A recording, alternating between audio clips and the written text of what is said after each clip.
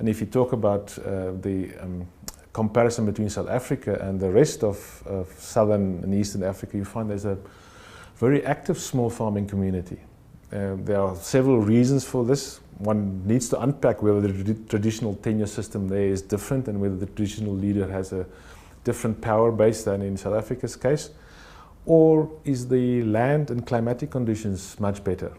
And that's a fundamental aspect, because South Africa's seasons and soil quality is of such a nature that more than one crop per year is not possible, while in Uganda and Kenya and in Malawi you can actually have 2 to 3 crops, and the soil is wonderful, and so therefore it's possible to have a diversity of crops as a family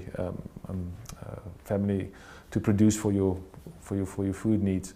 While in South Africa they produce maize and maybe have a few cattle, and therefore you have very limited input into your total food basket as a household.